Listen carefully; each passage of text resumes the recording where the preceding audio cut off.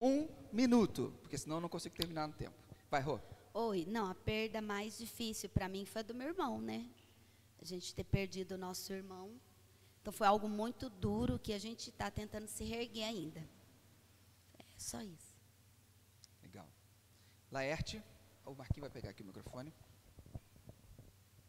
Acho que eu nunca vi a Rosana tão sucinta na minha vida. Vai. O Júnior com o relógio aqui do lado. Fala, Laerte. Até pela resposta que eu dei na enquete, eu tenho que dar o meu complemento também, né? Mas assim,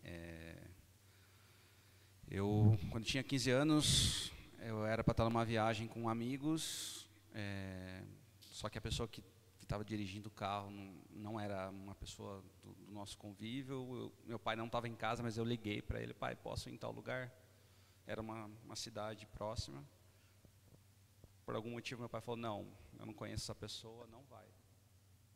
E eu liguei para meus amigos triste, falei: olha, pô, queria muito ir com vocês, mas meu pai pediu para eu não ir. Meia hora depois, um desses amigos me ligou, falou que tiveram um acidente muito sério. E um foi para a Unicamp de helicóptero, o outro foi para a Santa Casa de Amparo. E os dois irmãos que estavam na frente acabaram não sofrendo tantos danos, porque o carro ele aquaplanou. E a parte de trás é que bateu no caminhão. Então, se eu tivesse no carro, eu estaria na parte de trás também, porque os dois irmãos estavam na frente, né? E são os dois que um veio a falecer, que era um amigo que eu frequentava a casa dele todo dia. E certamente se eu tivesse no carro, eu teria tido danos severos, poderia ter morrido. E o que eu tiro dessa perda, que foi uma grande perda, foi um momento muito triste da vida, é que a palavra do pai e da mãe, ela deve ser honrada. Se eu tivesse desobedecido meus pais, talvez não estaria aqui hoje. Obrigado vocês por compartilhar isso. Eu gostaria que a gente tivesse mais tempo para ouvir mais histórias, porque eu tenho certeza que perdas deixam marcas na gente, né? Não é uma coisa simples, não é uma coisa fácil de se lidar. E hoje a gente vai falar sobre Se a Vida Te Der Limões, o limão da perda. Como é que a gente lida com isso? Perder algo ou alguém que amamos nos força a encarar uma nova realidade, muitas vezes dolorosa. Mas a questão não é apenas o que perdemos, mas como respondemos a essa perda.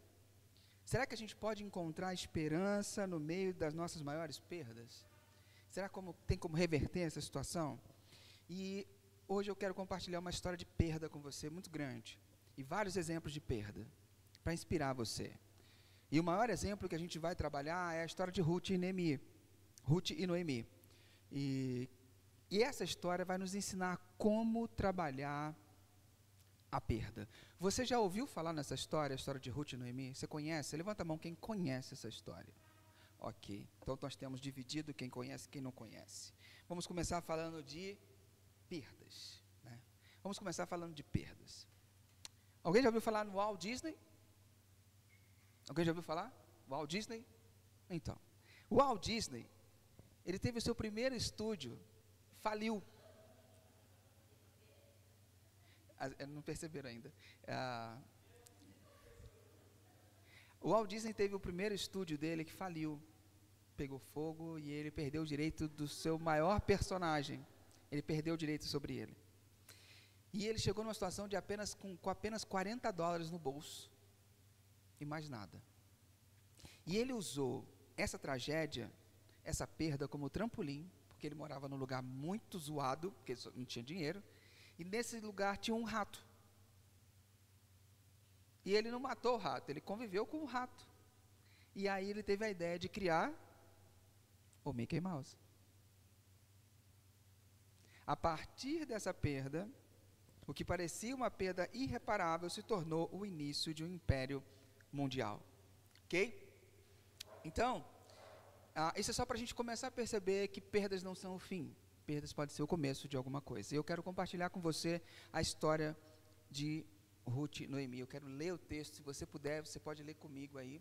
Ruth, o livro de Ruth, capítulo 1, versículo de 6 ao 22. Vamos contar a história aqui. Presta bem atenção em todos esses detalhes, ok? Um dia, Noemi soube que o Senhor tinha ajudado o seu povo, dando-lhe boas colheitas. Então, ela se aprontou para sair de Moabe com as suas noras.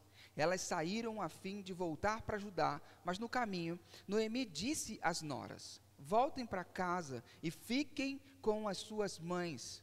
Que o Senhor seja bom para vocês, assim como vocês foram boas para mim e para os falecidos. O Senhor permita que você case de novo e cada uma tenha o seu lar. Então Noemi se despediu das suas noras com um beijo. Porém elas começaram a chorar alto e disseram: não, nós não voltaremos. Nós iremos com a senhora e ficaremos com seu povo. Mas Noemi respondeu: voltem, minhas filhas, porque querem ir comigo? Vocês acham que eu ainda poderei ter filhos para casar com vocês? Voltem para casa, porque eu já estou muito velha para casar de novo.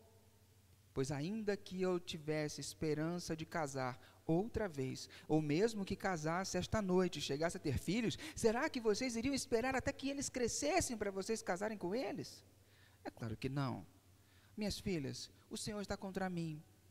E isso me deixa muito triste, pois vocês também estão sofrendo.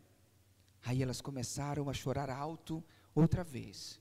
Então Orfa se despediu da sua sogra com um beijo e voltou para o seu povo. Mas Ruth ficou. Veja, disse Noemi, a sua cunhada voltou para o seu povo e para os seus deuses. Volte você também para a sua casa com ela. Porém Ruth respondeu: não me proíba de ir com a senhora, nem me peça para abandoná-la. Onde a senhora for, eu irei, e onde morar, eu também morarei. O seu povo será o meu povo, e o seu Deus será o meu Deus. Aonde a senhora morrer, eu morrerei também, e ali serei sepultada. Que o Senhor me castigue, se qualquer coisa, a não ser a morte, me separar da senhora.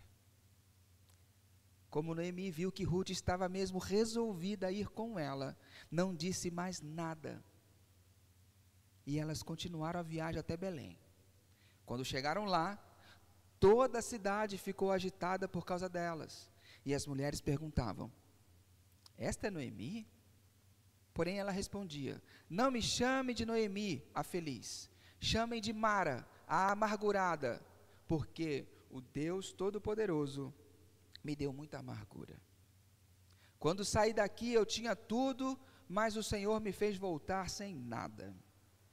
Então, por que me chamar de feliz se o Todo-Poderoso me fez sofrer e me deu tanta aflição? E foi assim que Noemi voltou de Moabe com Ruth, a sua nora moabita. Elas chegaram a Belém quando a colheita de cevada estava começando. Com o advento da IA, a gente pode pedir para formar uma imagem, né, para a gente tentar dar cara a essas mulheres, a essa história. Esse contexto da história é muito interessante para você pensar. Quem é Noemi? Noemi é uma israelita, que quando percebeu que o povo estava passando dificuldade, estava tendo uma seca muito grande, ela decide se mudar da sua terra para ir para uma terra diferente, para ir para Moabe. E lá ela se muda, vivendo lá, ela perde 2 filhos e o marido. 2 filhos e o marido. Isso é para deixar qualquer um amargurado. E ela fica amargurada. E decide retornar para Belém, porque ela ouviu dizer que naquele lugar tinha voltado a colheita, estava prosperando. Belém significa casa do pão. Então ela decide voltar para Belém. E ela achava que Deus estava contra ela.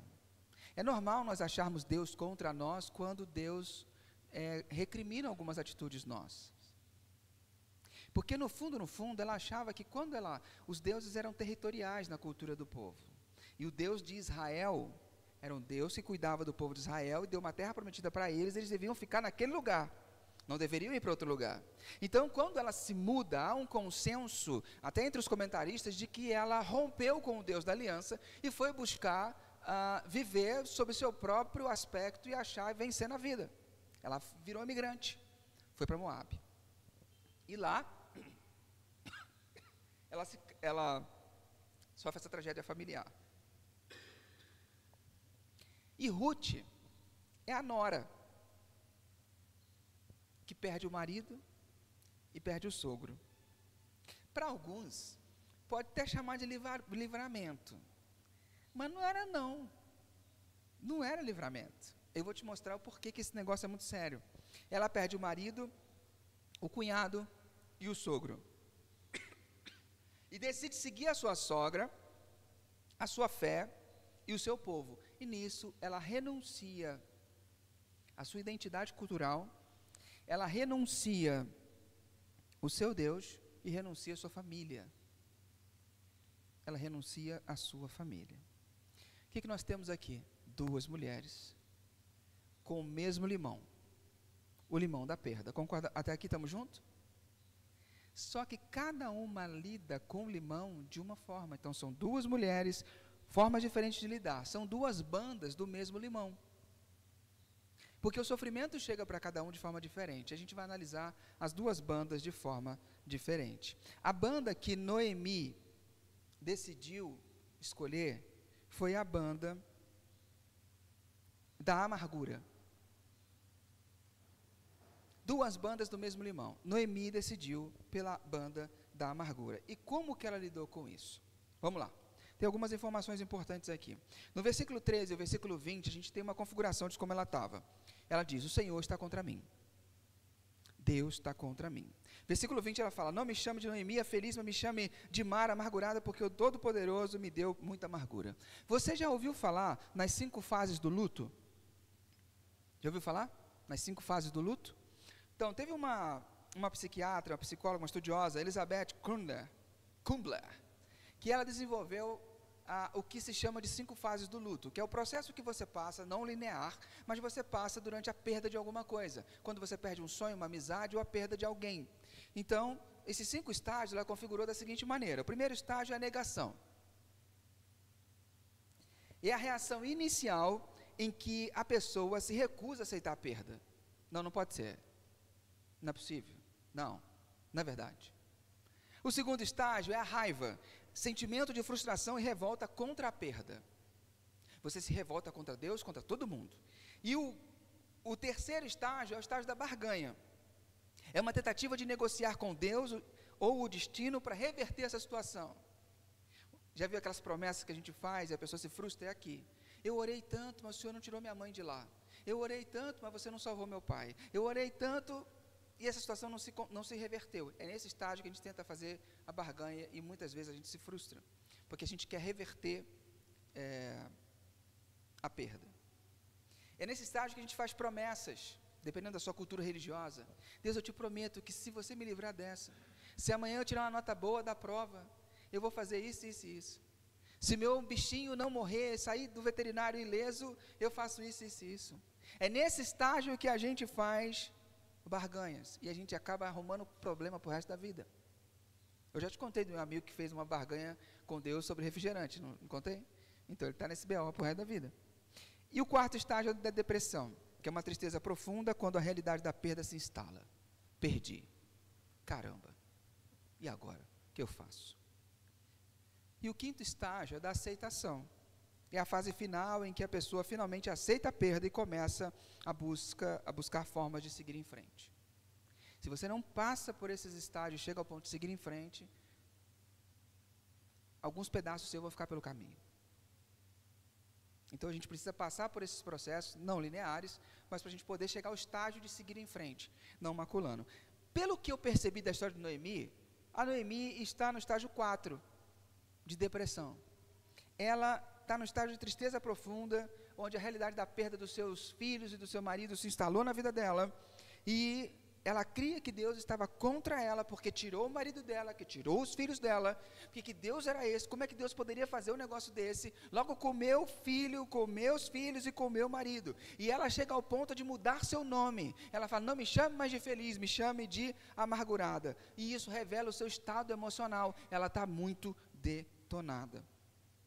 E aí, ela olha para a perda como se fosse o fim. O que eu vou fazer agora? Vou voltar para Belém e morrer. É isso que eu vou fazer. Só que eu não sei se você entende as consequências de uma viuvez nessa época. Ela perdeu os filhos e o marido. Não bastasse isso, ela perdeu a fonte de sustento da família, porque a mulher não podia trabalhar fora. Então, quando uma mulher viúva, acontecia isso, ela não tivesse filhos, o que acontecia? Elas tinham que enfrentar a pobreza porque não podia trabalhar.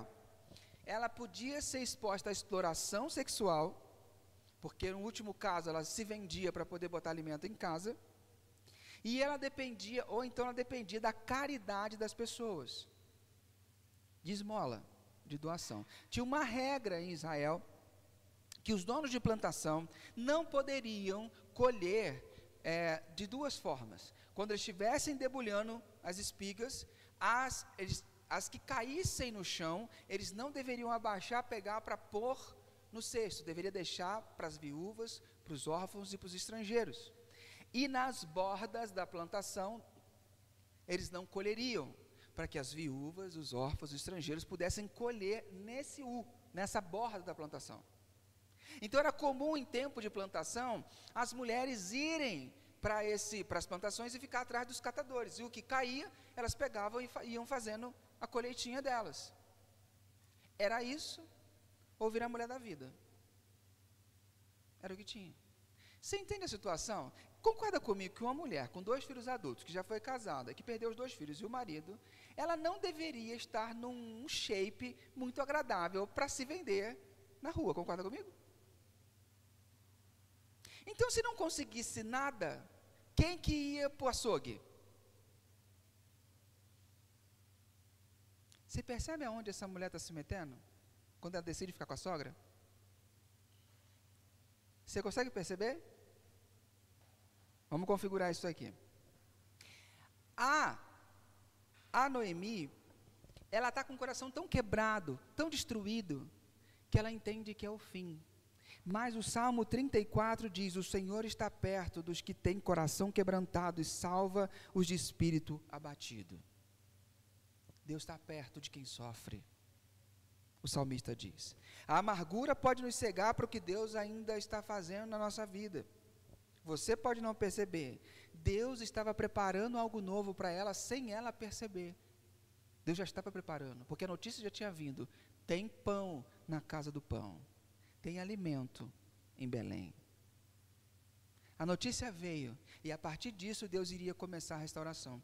Se você não está atento no meio da sua perda, você não consegue ouvir os sussurros de Deus. Você não consegue perceber as nuances do que Deus está falando, porque você está tão fixado ou na sua perda. Tem café aí? Precisa de um café? Tem um cafezinho lá, hein? Você não consegue perceber a sua perda, você não consegue perceber dentro da sua dor, da sua perda, você não consegue perceber os sussurros que Deus vem te dando para te tirar daquela situação. Você está muito cheio de si, a sua dor é o que mais importa, o seu sofrimento é o que mais importa, e todo mundo que não pensa como você, é melhor ir embora. Porque se não está para se ajuntar comigo, se espalha. Se você não concorda comigo, é melhor você ir embora. Mas você não está sensível, porque a perda é o final. Mas a Bíblia diz que Deus está perto. Então, quando você estiver sofrendo, quando você estiver na dor, quando você estiver passando uma situação difícil, saiba que o Deus está próximo, porque Deus está perto de quem tem o coração abatido. Deus está sempre próximo. C.S. Lewis, o grande autor que eu costumo citar muito aqui, ele escreveu um livro chamado Anatomia da Dor. E nesse livro ele escreveu, depois de perder a esposa, ele perde a esposa dele morre, se não me engano de câncer, e ele escreve o livro Anatomia da Dor. E nesse livro ele faz uma revelação surpreendente, ele diz: eu nunca vi Deus tão a meu favor quanto no luto. Eu nunca vi Deus tão próximo de mim quanto nesse período de luto. Ele escreve em outro livro, O Problema do Sofrimento, que as pessoas perguntavam para ele, porque ela passou por uma doença e se recuperou, as pessoas perguntavam para ele: você está orando pela sua esposa? Ele fala: não. Mas como não? Você não está orando pela sua esposa? Ele fala: não estou orando pela minha esposa, porque o que Deus vai fazer na vida dela, Deus vai fazer. Eu estou orando por mim, para que eu entenda o que Deus está fazendo. Eu oro para que eu entenda e aceite o que Deus vai fazer. Deus nunca esteve tão próximo quanto no luto. Então, eu pergunto para você refletir, quantas vezes nossas expectativas nos cegam para os caminhos que Deus está abrindo em meio à nossa dor? Isso foi como Noemi lidou com o limão. Agora, como que a Ruth lidou com o limão? Ela faz essa célebre frase do versículo que está em muitos convites de casamento, né? Aonde você for, eu irei. O seu povo será o meu povo, o seu Deus será o meu Deus.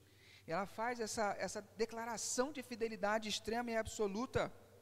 E parece que ela está no estágio 5, você concorda comigo? Ela está no estágio 5 do luto, ela está na aceitação. Ela aceita a perda e decide seguir em frente. Ela faz uma escolha extraordinária de fidelidade, acompanhar a sua sogra. Ela renuncia à mãe, porque ela fala, ó, volte para sua mãe.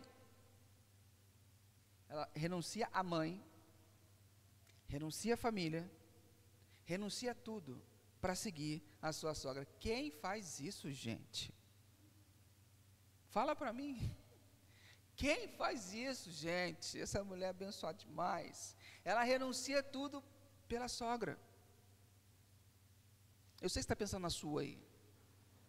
Eu sei que você está pensando na sua. Mas não é o caso. Não é o caso da sua sogra.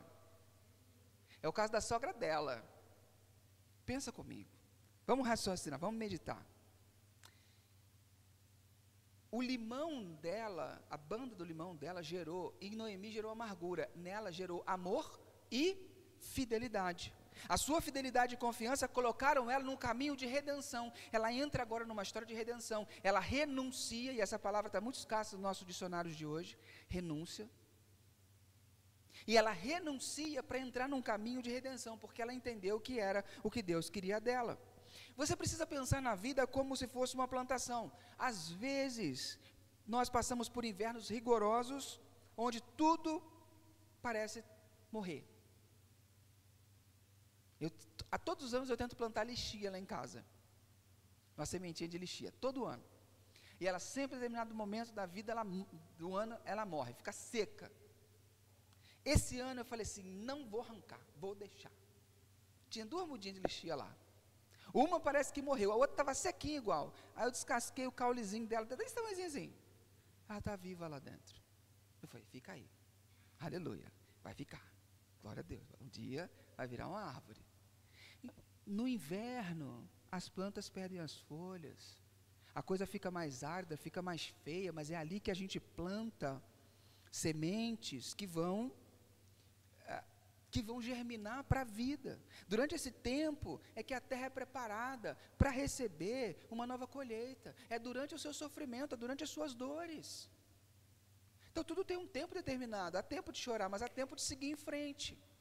Ela entendeu que aquele tempo, ela passou o sofrimento, ela passou a dor, ela perdeu o marido, perdeu o cunhado, perdeu o sogro, mas ela já estava disposta a seguir, a caminhar, a ir adiante. Queridos, nas perdas, a nossa fidelidade e confiança em Deus podem plantar sementes que florescerão mais tarde. Você não vê ela germinar na hora, mas ela germina mais tarde. Mesmo que não enxerguemos o resultado imediato, Deus está trabalhando nos bastidores, assim como Ele estava no caso de Noemi.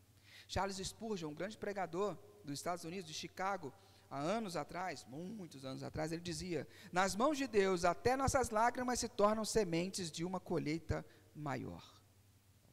Nas mãos de Deus, até as nossas lágrimas se tornam semente de uma colheita maior. O que me espanta na vida dessas mulheres é que ela podia ter ficado em Moab, ela podia ter voltado para casa, ela podia ter recomeçado a sua vida, ela provavelmente era jovem, porque ela se casa logo depois no outro capítulo, no capítulo 4 do livro, ela se casa de novo, ela tinha caldo ainda, ela se casa e bem. Mas ela não, ela renuncia a isso, porque algo me diz que alguma coisa na vida de Noemi cativou o coração dela. Talvez a fé. Porque ela decide trocar o seu Deus por outro Deus. A fé da sogra, acho que foi tão impactante, que fez essa mulher renunciar a tudo para abraçar a fé da sua sogra.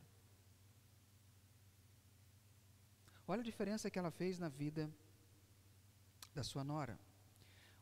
A teologia moabita, a forma que eles davam com Deus, eles não acreditavam em um Deus só. Eles acreditavam que existiam vários deuses. E um dos deuses mais famosos deles era um Deus chamado Quemos. E Quemos era um Deus que exigia sacrifícios de adultos e crianças em momentos de dificuldade para que possa dar um livramento para aquele povo. Em determinado momento, no livro acho que dos reis, você tem eles crucificando o filho do rei, crucificando não, botando ele numa estaca e queimando ele vivo de frente para a batalha para poder vencer a guerra. Era um negócio absurdo a teologia deles. Coitado do Mateus. Mas ela renuncia a isso. Então eles faziam sacrifícios a animais, de humanos em momentos de crise, porque eram parte do seu culto. E ela está trocando essa teologia pelo Deus de Israel. Então ela está renunciando à adoração a ídolos, está renunciando à adoração ao politeísmo, está renunciando às práticas religiosas, para assumir uma outra rotina, uma outra prática. Ela abraça a fé, os princípios espirituais e morais do povo de Israel. Ela abraça um ritmo de vida diferente, com novas festas, com um novo tempo, com um sabá semanal, onde você era obrigado a descansar, porque Deus descansou e Ele mandou você ter um tempo de descanso. Não é a produtividade acima de tudo. Então ela adota uma nova teologia, uma nova forma de ver a vida, e ela renuncia à sua identidade social e relacional. Ela muda, ela assume a perda e vai para uma nova história, para uma nova jornada, para uma nova vida. E assim como Ruth deixou tudo para seguir o Deus de Israel, o ato dela nos aponta para Jesus, porque Jesus nos chama a abandonar o nosso velho eu e abraçar uma nova vida nele. Ruth é um protótipo de Jesus, porque Jesus deixou o céu para nos resgatar. Ele enfrentou a maior de todas as perdas, a morte na cruz, para nos dar vida. E se você hoje está enfrentando algum tipo de perda, lembre-se que Jesus é o Redentor, que restaura a nossa esperança e nos oferece um novo começo. Você já ouviu falar em Florence Chidwick? Já ouviu falar em Florence Chidwick? Não? Mas hoje você vai ouvir falar. Vou te contar a historinha de Florence. Essa mulher era Florence. Florence foi a primeira mulher a nadar sozinha, tanto no Canal da Mancha, quanto no Estreito de Gibraltar. E ela um dia tentou atravessar das Ilhas Catalinas até a Califórnia. Das Ilhas Catalinas até a Califórnia, certo? Um percurso de 42 quilômetros, só no sapatinho, entendeu? Nadando. Anos 60. Ela decidiu ir. Quando, no meio da natação, chegando próximo, ela abraçando, um nevoeiro intenso toma conta do ambiente que ela estava. E ela nadando, cansada, desorientada, exausta, o nevoeiro tampando a sua visão, ela fala: não aguento mais, não dá, eu desisto. E ela desiste. E ela foi resgatada a poucos metros do paredão. E aí perguntaram para ela depois, ela disse: se ao menos eu pudesse ver a costa, eu teria conseguido. Se ao menos eu pudesse ver o fim, eu teria conseguido. Percebe? Mas não acaba aí. 2 meses depois, ela tentou novamente. O mesmo nevoeiro se instala. Só que dessa vez ela não parou. Por quê? Ela sabia que a costa estava ali. Não pare, Deus está ali. Não pare, creia, Deus está ali. Mesmo que os olhos dela não pudessem ver, ela sabia que a costa estava ali. Mesmo que seus olhos não veem Deus está ali, porque Ele está perto de quem tem um coração contrito e quebrantado, mesmo que você não enxergue, mesmo na situação, no burburinho que você está, nas perdas que possam aparecer na sua vida, e se você nunca passou por isso, guarde isso para que você leve adiante. Siga em frente, confie em Deus, porque Ele está logo ali. E eu quero terminar com 3 conselhos dessa história, para que você possa lidar bem com o limão da perda. E o primeiro conselho que eu quero te dar é: aceite a perda, mas não perca a esperança. Aceite a perda, mas não perca a esperança. Ruth aceitou a perda, mas buscou um novo caminho. Noemi, apesar da amargura, você vê a Noemi estacada, parada, travada? Não, o que ela fala? Vou voltar para a casa do pão, vou voltar para Belém, porque lá tem comida. Ela estava arrasada, amargurada, destruída, mas ela não parou. Então, quando a dificuldade estiver diante de você, amigos ruins, situações ruins, ambiente desagradável, coisas ruins, aceite a perda e siga em frente. Não deixe de se movimentar. Não deixe de se mover. Não deixe de se movimentar. Perdas são reais, mas a esperança ainda pode florescer. Segundo conselho que eu te dou: permaneça fiel em meio à perda. Permaneça fiel em meio à perda. A Ruth exemplificou essa fidelidade radical, mesmo sem garantias. Qual é a garantia que ela teria de seguir a sua sogra?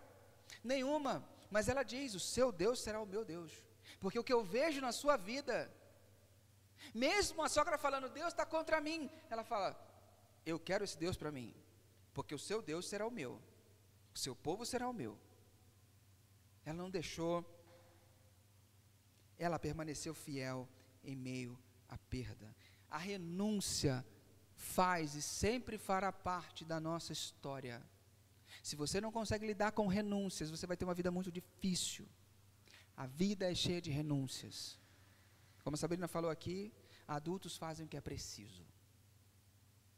Adultos fazem o que é preciso. Vai chegar uma hora na sua vida que tem que fazer o que é preciso. Tem que cortar laços, tem que deixar para trás, tem que seguir. Você vai ter que fazer o que é preciso. Permaneça fiel em meio à perda. Às vezes a nossa fidelidade a Deus nos leva a um caminho incerto, mas Deus tem sempre um plano. Deus sempre tem um plano. Em terceiro lugar, e último, terceiro conselho: a perda não é o ponto final. A perda não é o ponto final. Deus começou a restaurar Noemi em Belém. Ruth tornou-se parte da linhagem de Jesus. Você sabia disso? Ela volta para Belém. Tem um parente deles lá que era responsável por elas. Ela vai colher sem querer na plantação desse cara. Esse cara cuida bem dela. Ele faz todos os trâmites legais, porque tinha uma preferência de outro parente na frente dela para comprar as terras. Ele cumpre todos os procedimentos legais, se casa com Ruth. Tem um filho com ela. Noemi volta a ficar feliz e alegre com o neto. E esse filho que ela tem é avô do rei Davi. E da linhagem de Davi vem quem? O nosso rei maior, Jesus. Ela é uma das únicas, que se não me engano, 3 mulheres que entram na genealogia de Jesus. Na aula hoje, lá dentro, a gente falou que as mulheres não eram contadas. Tem essa exceção. Na genealogia, você tem citação, acho que de 3 mulheres. Ela é uma delas. Ela é uma delas. Ela entrou na genealogia de Jesus. Aonde a vida põe um ponto, Deus apaga e põe uma vírgula. Porque fala, ainda não acabou, ainda não terminou. E eu quero te propor algumas perguntas para você refletir, antes de encerrarmos. Como você tem respondido às suas perdas, às suas frustrações? Como que você tem respondido a isso? Pense um pouco sobre isso. Você está mais como Noemi? Amargurado, triste? Ou como Ruth? Fiel mesmo na incerteza? As coisas não saem como você queria. Segunda pergunta: quais áreas da sua vida você precisa entregar nas mãos de Deus para que Ele traga a sua restauração? Que área que você tem que entregar nas mãos de Deus para que Deus haja do jeito que Ele acha que tem que agir, para trazer restauração. Esse é um bom momento de você apresentar isso para Ele. Talvez a sua jornada tenha sido mais como a de Noemi, cheia de amargura e desesperos. Mas Deus te convida a uma nova etapa. Assim como Ruth tomou a decisão de seguir um caminho diferente, hoje você pode escolher confiar que apesar das perdas, apesar da confusão, Deus está trabalhando em algo maior, transformando o amargo em doce. Eu quero orar com você, mas eu quero te dar 1 minuto para você processar isso, olhar para essas perguntas, processa isso. Se Deus pedisse, filho, me pede uma coisa, me dá uma coisa, o que você ofertaria agora para Deus? O que você entregaria para Ele? Eu vou te dar exatamente 1 minuto para você elaborar isso. Depois nós vamos orar.